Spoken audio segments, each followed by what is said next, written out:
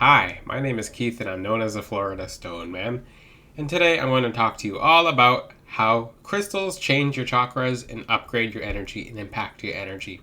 I've made this video in the past before, and this is a recap slash additional knowledge. So, there is so many different ways on how a crystal can upgrade your energy, how a crystal can just make you a stronger version of yourself, versus if you're just on your own without the crystal, which you're never on your own because God is at your back, but he did make crystals to help catch you guys up.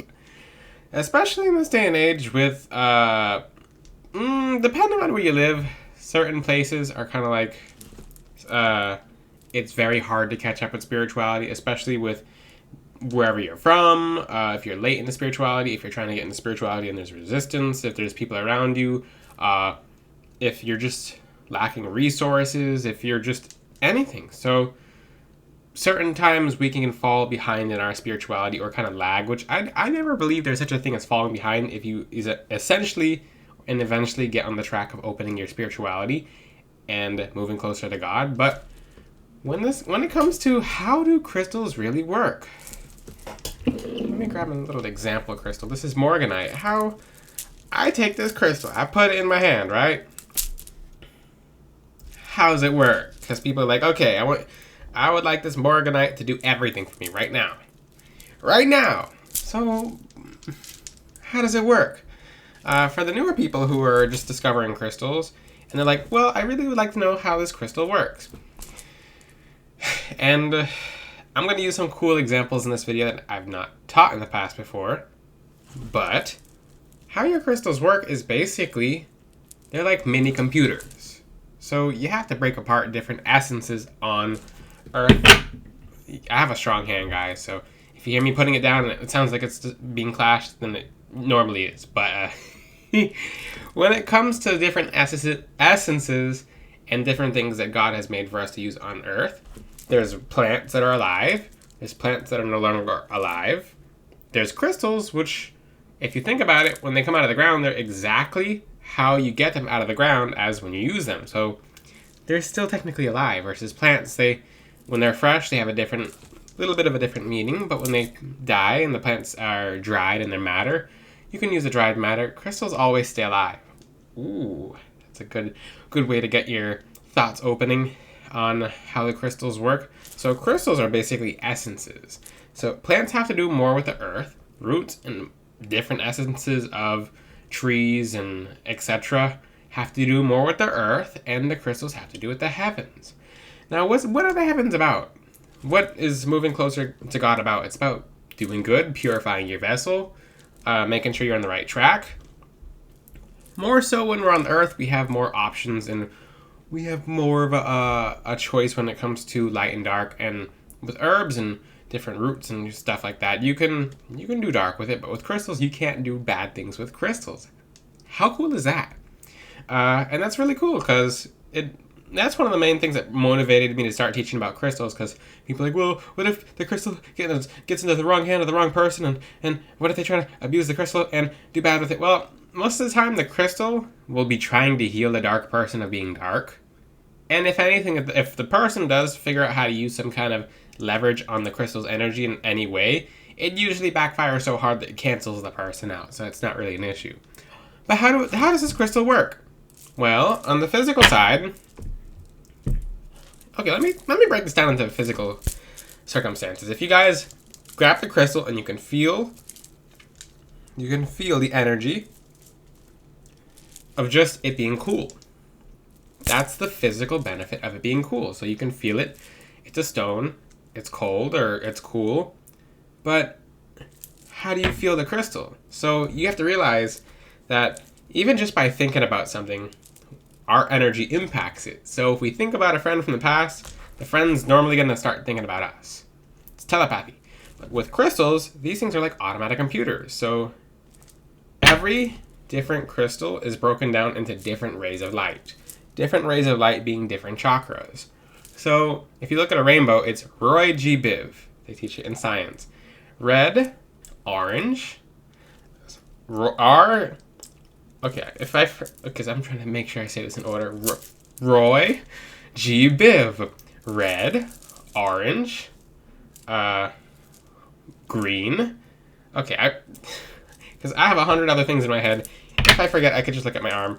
Red, orange, indigo, violet. I have so many things in my head that I want to teach you guys, but Roy G. Biv. I can't believe I forgot that on camera. It's literally an acronym. Like, you can't pass a middle school test without it. But, well, middle school, depends on what middle school you went to, but Roy G. Biv. So, red, orange, green, indigo, violet, blah, blah, blah, blah, blah. Okay. There we go. But that's how you guys can remember crystals. It's not, I mean, same thing with the color spectrum is the same thing with the different rays of light that God has made. For example, there's an angel that governs the green ray, or the green flame, Raphael. Then there's an angel that governs the indigo ray, or the blue ray, which is Michael.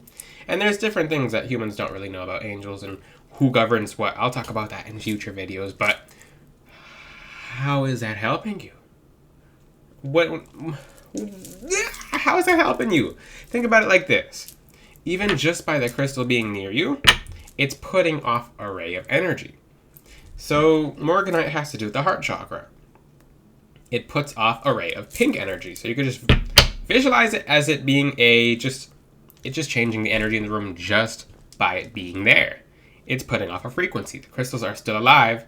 Kind of like when you have a rose in the room, you're going to be able to smell the rose, and on a subconscious level, the rose, you're going to be inhaling the energies of the rose, and it's going to go into your heart chakra, it's going to go to your mind, you're going to feel relaxed, you're going to feel calm, you're going to feel all the physical benefits of the rose, you're going to feel a little more loved, and it does something for you on a subconscious level because it impacts you based on a frequency.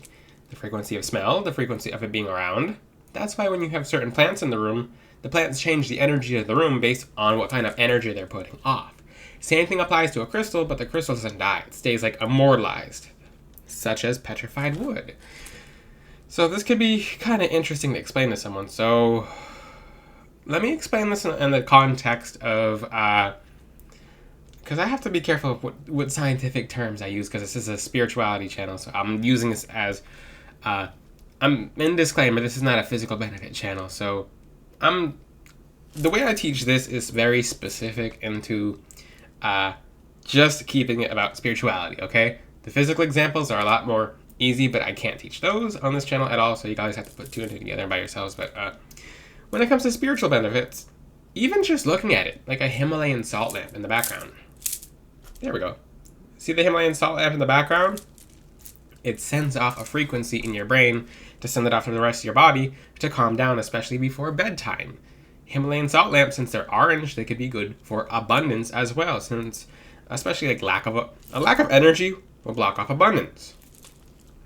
What's another example? So people are like, how does carnelian attract wealth? Carnelian's not a money crystal, is it? It can be. Every crystal can be a money crystal. Depends on where your blockage lies. So how else can a crystal work? So the crystal has to be on you for it to work. What do I mean by that? So basically, if you're feeling it and it's cool now, there's a transference of energy from the crystal to your hand, and it's doing it directly. You can think of a crystal being like an extra battery. So, you know those iPhone cases that have that extra battery in case the phone's energy is lacking or the phone's energy begins to die? And then the person's not going to worry because they're out with their friends and they're not worried about if their phone dies because they have a backup. Guess what? That's exactly how you could think about crystals. That's the coolest way to think about crystals. So basically, you have an extra energy about you. I like to teach about crystals being as swords, shields, and armor. Of course, we could do everything the crystal does on our own, but if you were just to do that by yourself, you'd be exhausted and you would not have the energy to continue towards your goals. So let's just say, and like I said, the crystals do this on autopilot. You can put your intention in the crystal, but even if you put your intention into the crystal incorrectly, which is what people who are dark do, with crystals, they'll be like, I want this crystal to destroy everyone. No, it's going to align you so you don't have that desire, okay? But, and I've seen people on Witch Talk, people like, I'm going to use this crystal, I'm going to use my moonstone to destroy the moon. I'm like, okay, have fun with that. You should probably use black tourmaline to get the entity off you who's allowing you to think those thoughts, and you should probably use smoky quartz to ground yourself to Mother Earth, because that's just a wildfire thought that you should not be teaching, because And if you guys are asking, like, who's going to teach about that? If you see some of what the foolishness that people are teaching, like, there's a karma on teachers for teaching just fluff. And just I'm not going to teach about that because I don't want to bring awareness to that side of the internet, but the crystals are best to work on you by being with you. The closer they are to you, the more they meld with your energy. They become like an iPhone battery. How's an iPhone battery, the battery case, going to be able to charge you from a distance? Technically, it can if you were connected to it for so long. Like if you have a necklace and you're wearing it all day and you take it off, you're still feeling the effects of the necklace. You're still feeling the grounding and the calming effects. But if you go a week without it, and you go a week without that energy, and then you put it back on, you're like, oh, it had a whole reaction on me. It's because that frequency wasn't there. It was removed from your aura, and you had to use your own energy in place of that frequency, which put a lot more work on your part. What can actually postpone blessings coming to you is that if you're missing a certain energy required to be aligned, then you're going to be more expected to find it on your own unless you're asking God for help with it. And even then, when you ask God for help with certain energetic alignments, He made the crystals for you guys to use. The crystals are in the ground. He literally created them. The creator created the crystals for you guys to use, and you can't abuse them. They're only used for good. So when people say, oh, crystals are demonic, well, I'm going to make a YouTube video about how in the Bible it talks about crystals several times, especially the sacred gemstones and the prophet, in Moses' brother Aaron, who's a high priest, wore the sacred gemstones as a chest plate, and it allowed him to call down angels and to help people. So when people say, oh, crystals are demonic, well, your agenda is demonic. Or the lack of knowledge is demonic. That's the demonic part. And it sounds kind of mean to say that, but for people saying, that's demonic. Okay, just because someone doesn't know about something and they're not willing to learn about it doesn't make it evil. That's actually how a lot of cultures have hurt a lot of people in history, and history continues to repeat itself. You don't understand it, you won't take the time to understand it, or even to relate to it, because it's scary and it's new to you, so instead of trying to learn, you're going to put it down with fire, and that comes back to you in karma. And you'll see it in the afterlife, which really is unfortunate, because people come here to get another chance at improving and elevating their souls, but when they put people down, it's in reverse, but that's a little away from the topic that I'll talk about in the future. But when it comes to crystals are, you could just think of it as frequency. What happens if you put like a crystal not on you in the room, like the Himalayan salt in the background? Well, the Himalayan salt is still working, but it's doing an environment work at that point. So, if you guys ask, what do I do with bracelets I don't wear? What do I do with necklaces I don't wear? Because I mainly keep crystals in the form of jewelry. Do you see the background over here? I wrap them around everything. Because they're like, those are selenite towers with crystals at the top of the towers. So those crystals in the background are doing a whole lot.